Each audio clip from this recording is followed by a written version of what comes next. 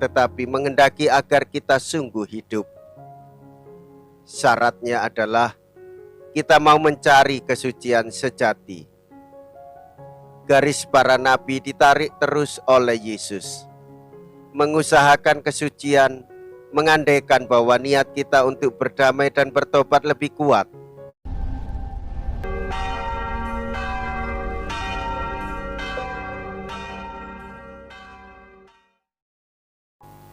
Saudara-saudariku yang terkasih, hari ini Jumat 3 Maret 2023.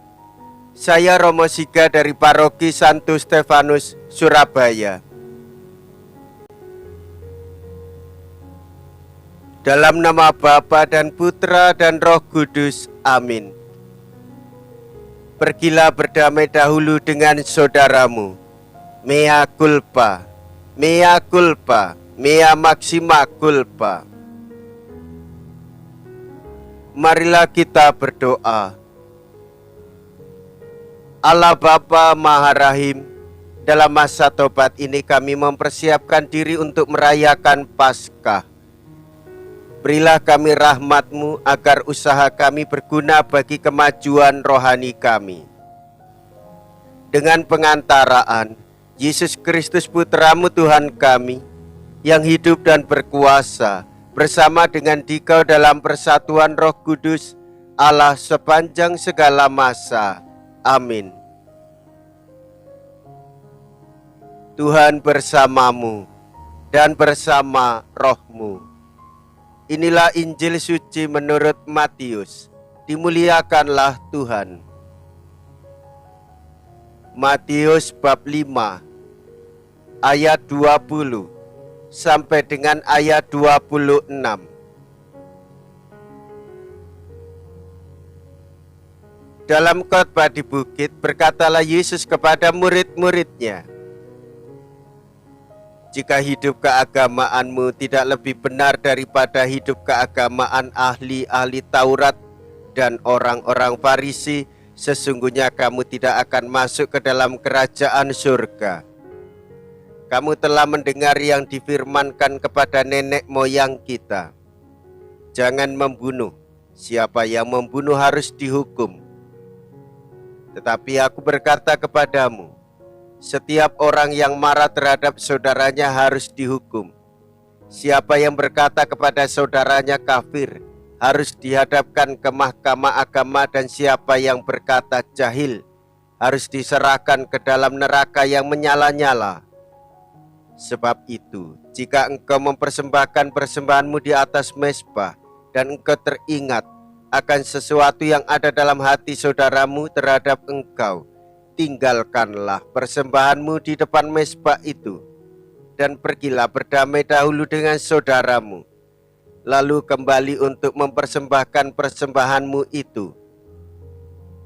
Segeralah berdamai dengan lawanmu selama engkau bersama-sama dengan dia di tengah jalan, supaya lawanmu itu jangan menyerahkan engkau kepada hakim, dan hakim itu menyerahkan engkau kepada pembantunya, dan engkau dilemparkan ke dalam penjara. Aku berkata kepadamu, sesungguhnya engkau tidak akan keluar dari sana sebelum engkau membayar hutangmu sampai lunas." Demikianlah sabda Tuhan. Terpujilah Kristus.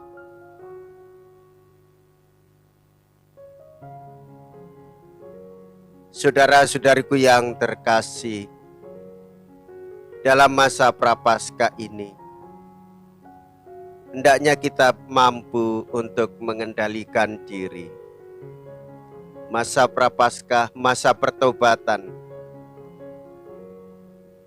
di mana kita membuka pikiran dan hati supaya kehendak kita sesuai dengan kehendak Tuhan.